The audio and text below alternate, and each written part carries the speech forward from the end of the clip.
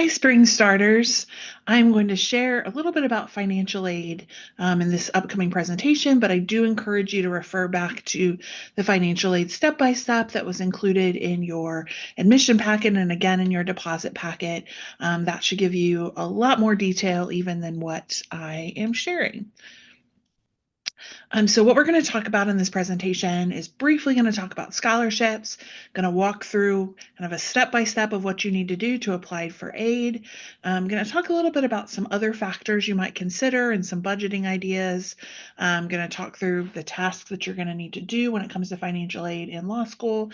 And then lastly, I'm going to talk through kind of who you contact for what when it comes to financial aid.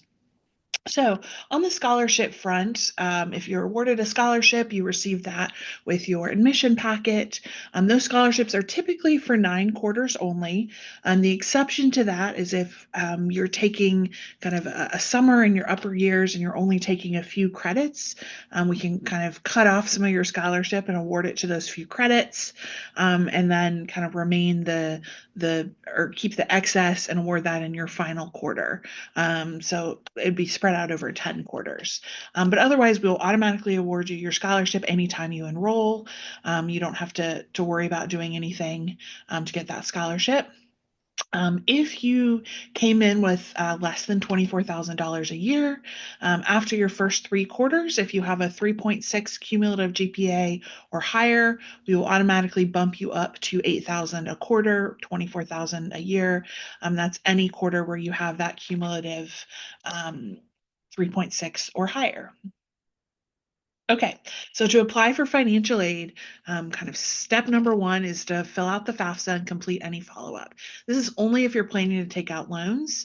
If you're only planning to use scholarships, you don't need to use the FAFSA. Make sure you have an FSA ID. You're going to choose Baylor as a recipient. Baylor Law School is not separate.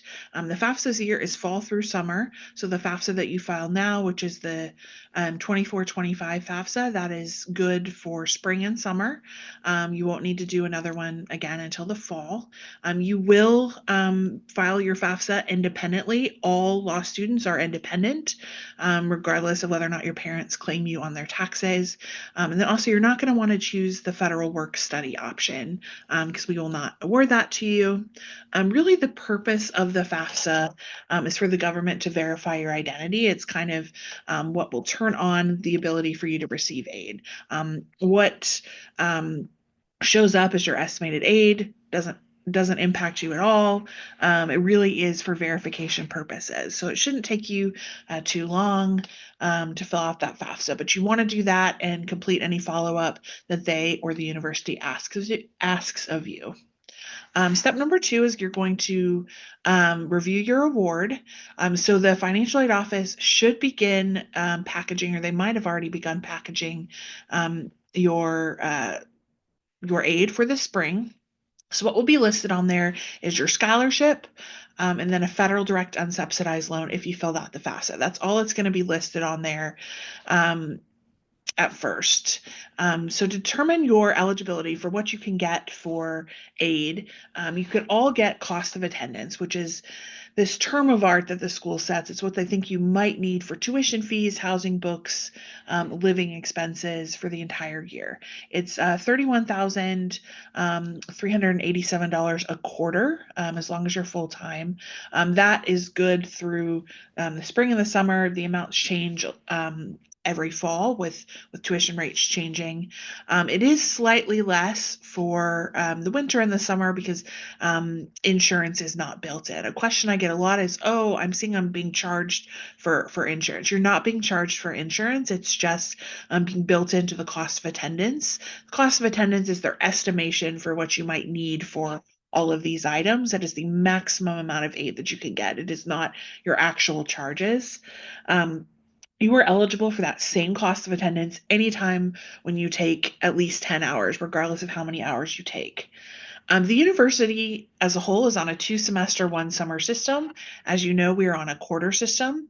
So what that means is you guys will be packaged for the spring as part of kind of that fall through spring package. We packaged again for the summer because summers always standalone. And then starting in the fall, you'll be packaged for fall through spring again. So you're going to get really good at this process because you will see it 3 times in a row. So in Bear Web, which once you're packaged, you'll receive an email to your Baylor email saying you've been packaged. There'll be a link taking you to Bear Web, and you will see your cost of attendance up at the top, which is your budget, so that's $31,387. You will see your scholarship. If you fill out the FAFSA, you'll see your unsubsidized loan. So first you'll see cost of attendance, then scholarship, then you'll see something that says net cost. That means basically what you're responsible for outside of scholarship. If you take the net cost and subtract the unsubsidized loan, what is remaining is your other eligibility, and it's sometimes is listed in Bear Web as your alternative loan eligibility. Okay, so now that you know kind of how much you're allowed to get for aid, you can figure out how you're going to fill that cost of attendance.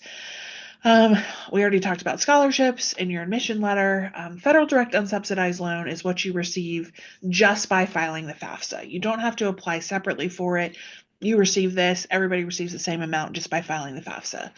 You're eligible for $20,500 every fall through summer. There is a lifetime limit for federal direct loans of $138,500. Typically, that $20,500 will be spread out over fall, winter, and spring. However, because y'all are starting in the spring, you're going to get as much of it as you can in the spring. And then any excess would be in the summer. But for many of you, you won't have any unsubsidized availability in the summer, and then it'll reset in the fall. That plus your scholarship can't exceed cost of attendance. So if you do have a high scholarship, that's why you might still have some eligibility in the summer. This is a federal loan. Interest does accrue during school. So as soon as the loan disperses each quarter, it will begin accruing interest. It has a fixed interest rate. That fixed interest rate does change each year for new loans. So I do anticipate that next year's interest rate, so starting in the fall, will go down somewhat. Right now it has an 8.08% fixed interest rate. There's also a little bit over 1% origination fee. What that means, it's the fee that the lender takes off the top. So say that you took an $100 loan with a 1% origination fee. You would still take a $100 loan, you would owe $100, but you'll only ever see $99 of it because the lender's taking that 1% off the top. However, your cost of attendance will be raised to include origination fees so that you're still able to get aid up to cost of attendance, and the origination fees are above that. There is a 6-month grace period after you drop below half time, so below 5 hours. For most of y'all, that will be after you graduate. So 6-month grace period before you have to start repaying these after you graduate. Because they are federal loans, they're eligible for federal loan consolidation, different repayment plans. You don't need to worry about that too much right now. We'll talk about that as you graduate. So you have your cost of attendance, that 31-ish thousand per quarter. The first chunk of that will come from scholarship. The next chunk of that will come from federal direct unsubsidized. If you have anything remaining, you can choose a couple different options. Kind of the most common is the Graduate Plus loan. This is another federal loan. You do have to apply for it. You go to studentaid.gov. It's a very quick application. The only requirement is that you can't have adverse credit, meaning essentially you can't be bankrupt or in default on other loans. If you are denied, if you are bankrupt or in default, you can get a cosigner or you can fix your adverse credit. There's no kind of monetary cap on these other than cost of attendance minus other aid. So as a reminder, cost of attendance is the ceiling on what the amount of aid that you can get. First chunk will come from scholarship. The next chunk will come from unsubsidized loans, and then anything else you get in a Grad Plus. Once again, interest does accrue during school. These interest rates are always 1 percentage point higher than the unsubsidized loan. So I also anticipate this will go down next year. These have a little bit higher origination fee. So just note that whatever you're taking out, you're only going to get 96% of it, but your cost of attendance will be raised to include those origination fees. These also have a 6-month postgraduate deferment after you drop below half time. operates the same as a grace period. These are a federal loan, so they're eligible for consolidation and different repayment plans. And once again, as I said, you can't have adverse credit. Y'all are welcome to go ahead and apply for these now. It's a very quick application. You'll get a decision immediately. Another option for that kind of final level of loans is state and private alternative loans. All of this is included in your financial aid step-by-step. It's also on the financial aid website. These are really going to have either variable or fixed interest rates, various interest or origination fees, various credit requirements. They're not eligible for federal consolidation or repayment plans, obviously, because they're not federal loans. So something to keep in mind. If you are a veteran, active duty, or dependent or spouse, you'll need to work with the VA benefits office. I recommend that you contact them kind of as soon as you can. And just know that the VA does not send aid until after the term begins. They will put kind of a placeholder on your account so that we know that the aid is coming and you won't be charged a late fee, but the VA does not send aid until after the term begins. And then finally, federal work study.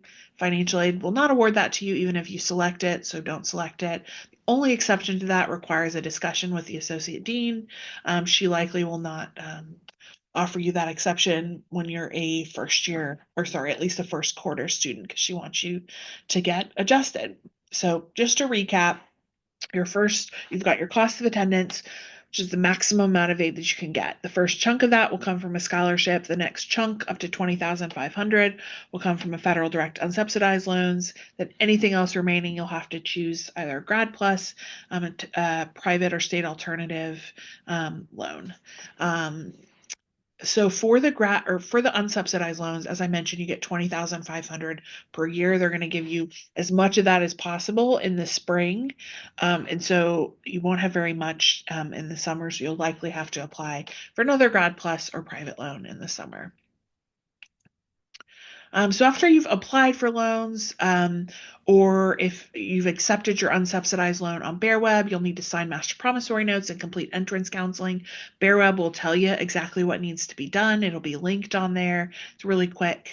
And then the next step is to settle your account.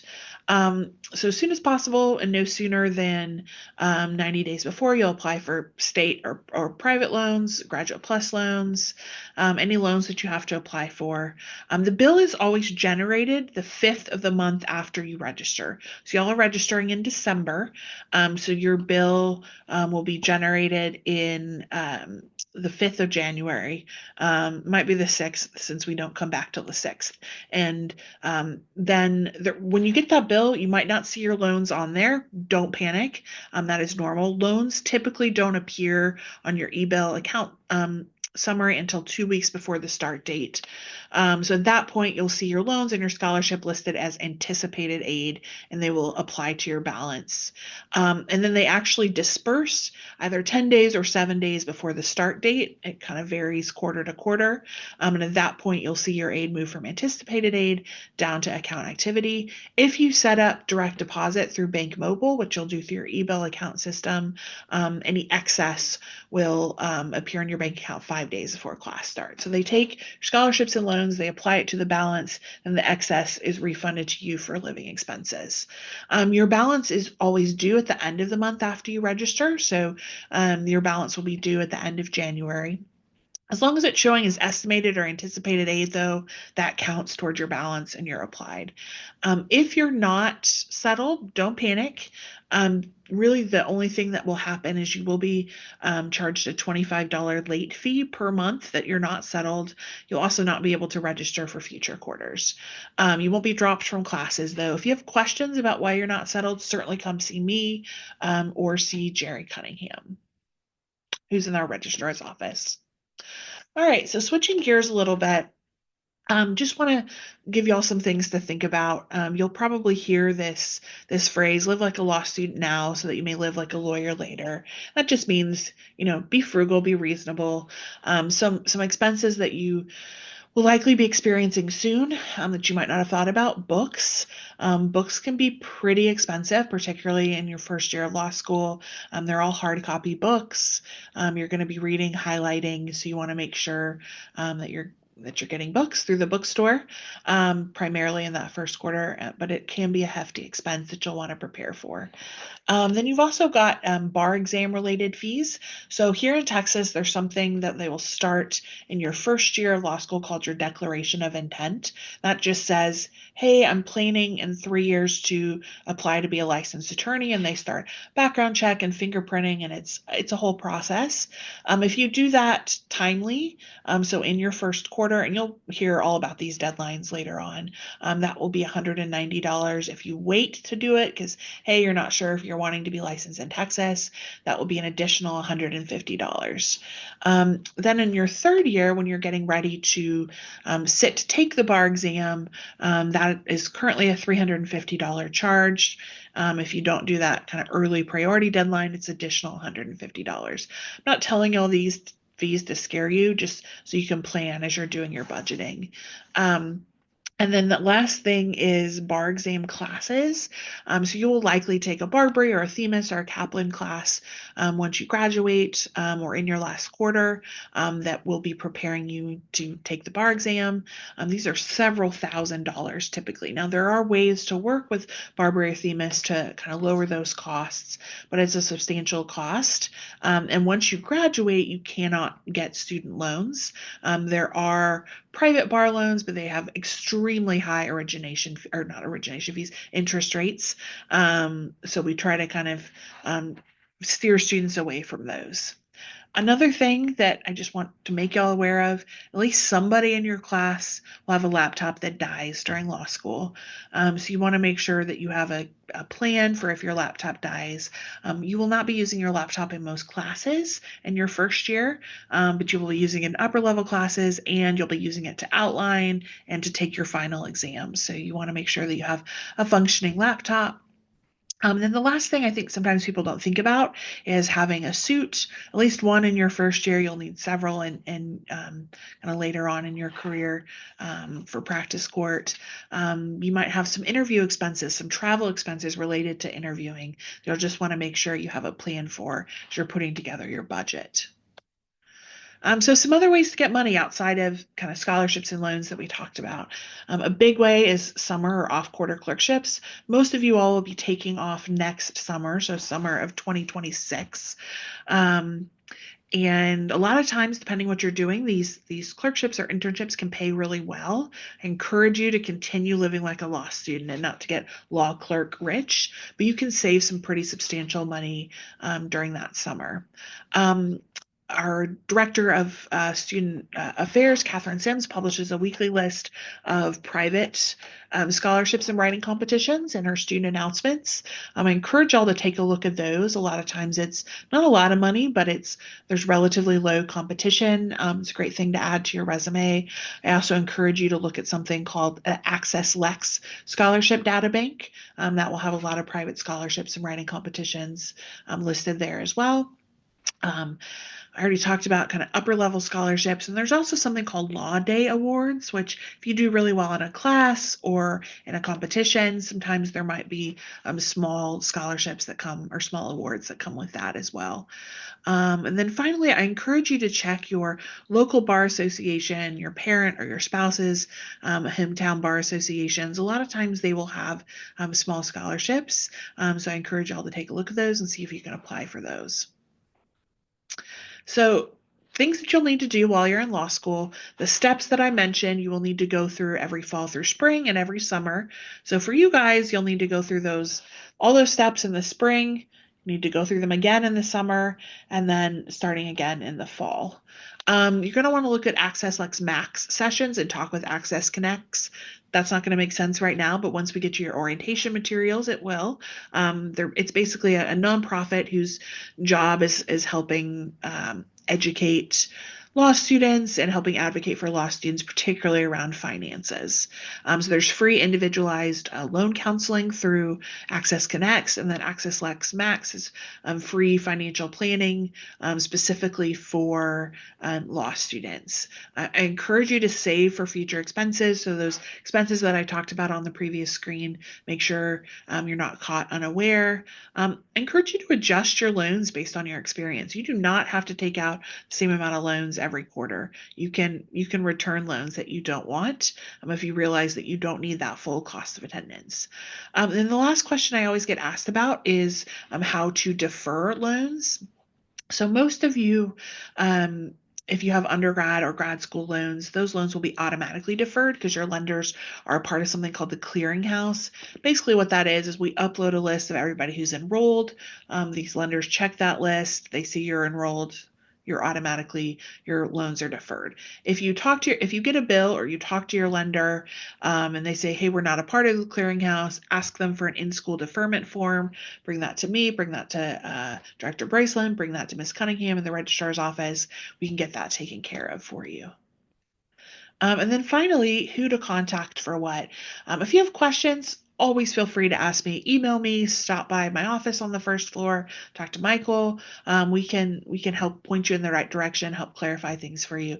If you do have specific account questions, sometimes we are going to steer you over to One Stop Student Financial Services. They're the ones that do all the packaging, that are really responsible for your account. They're over on main campus in the Student Union building, or the sub, on the third floor. They also have phone numbers. And then finally, they have a form where you can contact them through a form. If you have a less than positive experience with them, please let me know. A lot of times I can kind of advocate behind the scenes, can kind of help figure out what's going on. So never feel like you shouldn't come to me to ask financial aid questions. Even if I can't be the one to help you, I can help provide some context. Okay, and that is pretty much it. Hopefully this was helpful. We will go through a lot of this information in your entrance counseling as well. As I said, I encourage you to look back at the financial aid step by step.